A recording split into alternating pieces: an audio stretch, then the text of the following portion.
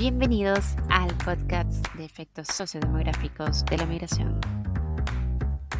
Migración interna, una voz con múltiples sentidos y definiciones. Hola, bienvenidos a este último episodio de la serie del podcast de los efectos sociodemográficos de la migración. Finalmente, hoy estaremos hablando de los instrumentos e indicadores censales de la conmutación para trabajar o estudiar. La matriz de conmutación y las tablas de condición de conmutación son los principales instrumentos para la generación de indicadores conmutación. En general, estos indicadores están menos formalizados y estandarizados que los de migración. De cualquier manera, tanto para las matrices origen-destino como las tablas de condición de conmutación, los principios y fórmulas usadas con la matriz de migración y las tablas de condición migratoria mantienen validez, pero con algunas especificidades y diferencias, en particular el uso de la población residente como denominador en vez de la población media, aunque la población media se puede usar también, lo que lleva a indicadores más de tipo porcentaje y relación que a indicadores de tipo tasa. El uso de los no móviles para generar indicadores de alta relevancia, lo que es menos usual en el caso de la migración. Y la ampliación de la cantidad de categorías en las tablas, que de 2, migrante y no migrantes, pasan a 4 al menos. Trabaja en casa, conmutante en el mismo municipio de residencia, conmutante intrametropolitano, es decir, trabaja en otro municipio del área metropolitana, y conmutante extrametropolitano. Con estas consideraciones, a continuación, se menciona un listado de indicadores con sus respectivas fórmulas e interpretaciones. Indicadores poblacionales. A diferencia de la migración, la conmutación laboral o educacional no se presta tan claramente para una cuantificación en términos de cantidad de eventos. Ciertamente, una persona puede tener varias conmutaciones de distinto tipo al mismo tiempo. Al trabajo, a la escuela, a las compras, a tareas de cuidado no remunerado, al centro de salud, al espacio comunitario o de esparcimiento, etc. Pero como ya se indicó, con el censo normalmente se capta uno o dos tipos de conmutación, laboral y educacional. Por otra parte, una persona también puede tener una historia de conmutaciones por cambio en el lugar de origen y o el destino. Pero nuevamente el censo solo capta la conmutación al momento del censo. Por ello, en la práctica de medición censal, la conmutación se trata como un evento binario, del tipo se es o no se es conmutante. Y en caso de serlo, hay normalmente más de una subcategoría de conmutantes. Por ello, no tiene mucho sentido la distinción entre conmutaciones por trabajo o por estudio y conmutantes por trabajo o por estudio, pues se superponen. Y por lo mismo, el indicador de intensidad estándar de la conmutación a escala poblacional es el porcentaje de conmutantes dentro de un colectivo. Así, el primer indicador poblacional de la conmutación que proporciona el censo es la cantidad de conmutantes dentro de una población y sus subpoblaciones. Es decir, cuántos conmutantes hay en el país o área metropolitana y o cuántos conmutantes, hombres y mujeres, hay en el territorio seleccionado. Cabe subrayar que la voz original conmutante se reservaba para quienes tenían trayectos largos al trabajo o que cambiaban de división político-administrativa para trabajar o estudiar. Pero la pregunta estándar, recomendada por Naciones Unidas, se puede identificar a todos los trabajadores o estudiantes que se desplazan a trabajar o estudiar respectivamente, es decir, que no trabajan ni estudian en casa. Por ello, es muy importante que en esta cuantificación poblacional se precise explícitamente qué se entiende por conmutante. En particular, todos los trabajadores que se desplazan a su trabajo, solo los trabajadores que se desplazan a un municipio diferente al de su residencia para trabajar. El segundo indicador poblacional corresponde a las frecuencias relativas de la conmutación para poblaciones y subpoblaciones, es decir, su intensidad. Normalmente corresponde al porcentaje de conmutantes de cada subpoblación, hombres-mujeres, según edad, según el nivel educativo, etc. El numerador es la cantidad de conmutantes y el denominador de la población, trabajadores residentes. El tercer indicador, población, se refiere a la selectividad. En este caso hay varias opciones, pero la más simple es la relación entre la intensidad de cada subpoblación respecto de la intensidad total. Cualquier valor superior a 1 implica selectividad de la conmutación para tal grupo. Los restantes indicadores poblacionales derivan de preguntas adicionales sobre tiempo de viaje, medios de viaje y retorno al hogar durante el día. En el primer caso, el indicador estándar es el tiempo promedio de viaje en minutos, cuyo cálculo dependerá de la pregunta usada. Si es directo en minutos, será la medida directa de dicha distribución. Si es en intervalos de tiempo, será la media ponderada de cada categoría usando el punto medio del intervalo para obtener los minutos acumulados. Con relación a este indicador, cabe calcularlo considerando a todos los trabajadores y solo a quienes se desplazan al trabajo, para controlar el efecto del trabajo en casa, que naturalmente deflacta el promedio de una manera que puede considerarse distorsionadora. En el segundo caso, los indicadores estándares corresponden al medio de transporte modal, al porcentaje de cada medio, distribución y las combinaciones, sea en términos de cantidad de combinaciones, 1, 2 o 3, etc., medios para ir al trabajo o detalle, cadena de las mismas. N factorial categorías, siendo N la cantidad de medios incluidos como respuesta, expresados nuevamente como combinación modal y peso relativo de cada categoría. En el tercer caso, el porcentaje que regresa a casa según subpoblaciones es el indicador estándar. Los indicadores territoriales. Entidad, sobre todo DAME, metropolitanas en particular y DAM. Con los censos se pueden generar numerosos y variados indicadores de la movilidad a nivel territorial. Muchos de ellos son análogos a los explicados en el caso de la migración, cuando su base es la matriz de origen y destino para trabajar y o estudiar, aunque con algunas especificidades y distinciones. Pero hay otros indicadores que son propios de la movilidad, si las preguntas censales necesarias están disponibles. Entonces, tomando como base de los cálculos a la matriz de origen-destino de la conmutación laboral educacional, los principales indicadores territoriales de esta conmutación son: en primer lugar está la intensidad del intercambio de conmutantes, trabajadores y o estudiantes.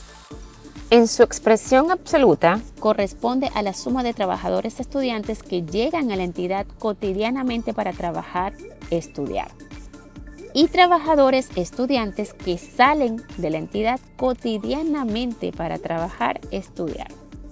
Es decir, se trata de la conmutación bruta de la entidad. Y en su expresión relativa, el numerador anterior se divide por un denominador, que es la cantidad de trabajadores o estudiantes que permita capturar la frecuencia relativa de este intercambio. Y para esto hay al menos 3 alternativas. 1. Residentes en la entidad. 2. No conmutantes de la entidad. 3. Población media de trabajadores estudiantes de la entidad. Cabe reiterar que, al igual que en el caso de la migración, esta intensidad del intercambio de conmutantes no tiene un correlato en términos de efecto crecimiento. En segundo lugar están los indicadores de retención de trabajadores estudiantes. Su expresión absoluta es la cuantía de no conmutantes de la entidad, y en su expresión relativa, el numerador anterior se divide por la población residente, lo cual arroja directamente el porcentaje de trabajadores estudiantes que trabajan, estudian en la misma entidad en la que residen. Se trata de un indicador que también se puede calcular para la migración, aunque normalmente es poco usado en tal caso. En cambio, en materia de conmutación es crucial, porque muestra la demanda de empleo existente en cada entidad que se satisface con trabajadores locales o los requerimientos de educación de la población escolar local que logran ser absorbidos por establecimientos locales. Su interpretación metodológica se circunscribe a la retención y no a la atracción o expulsión de trabajadores estudiantes, lo que se ve en el punto que sigue. Esto porque, por ejemplo, una retención baja no es incompatible con una condición atractiva de conmutantes, y una retención alta tampoco es incompatible con una condición expulsora de conmutantes. Y desde un punto sustantivo tampoco caben calificaciones inmediatas, ya que, por ejemplo, una retención de 100 trabajadores, intuitivamente un indicador de fortaleza socioeconómica de la entidad, puede basarse en empleo precario, lo que sería más bien signo de debilidad socioeconómica de la entidad. En tercer lugar están los indicadores de salida, llegada y saldo de conmutantes, efecto de crecimiento en el día. En su expresión absoluta están 1. La cuantía de llegadas, conmutantes que llegan a trabajar, estudiar. 2. La cuantía de salidas, conmutantes que salen a trabajar. 3. El saldo de conmutantes, que son las diferencias de llegadas y salidas o diferencia entre población que trabaja en la entidad y población que vive en ella. En este sentido, cabe destacar que el saldo de conmutantes en esta matriz se obtiene mediante la sustracción opuesta a la realizada en la matriz de migración, ambas con despliegue estándar, ya que la población que trabaja en la entidad marginal fila es el minuendo y la que reside es el sustraendo, que es la marginal columna. Este saldo de conmutantes corresponde al efecto crecimiento de la conmutación, el cual tiene una diferencia sustancial con su análogo producido por la migración. Se trata de un crecimiento durante la jornada laboral, por lo que se puede expresar con la noción coloquial de crecimiento en el día, que si bien no es exacta, hay trabajo nocturno y también conmutación de periodos no diarios. Sí es comunicativa e intuitiva y por eso se usa pese a no ser estrictamente correcta. Y en sus expresiones relativas, el numerador anterior se divide por la población residente y se obtiene una relación de crecimiento. Si el denominador es la población residente y una tasa de crecimiento, si el denominador es la población media. En general, la primera es la opción más usada e intuitiva, pues muestra la magnitud del efecto crecimiento respecto de la población residente, que es lo relevante para las autoridades locales, cuya gestión se concentra naturalmente en los residentes, pero no pueden despreocuparse del conjunto de población que tienen durante el día, y que puede ser un X porcentaje más o un X porcentaje menos que la población residente, dependiendo de su condición atractiva o expulsora de conmutantes. Al ser una relación, su valor puede superar el 100%. Ahora bien, para análisis más técnicos, la tasa resulta más precisa porque da cuenta de la magnitud del intercambio de conmutantes.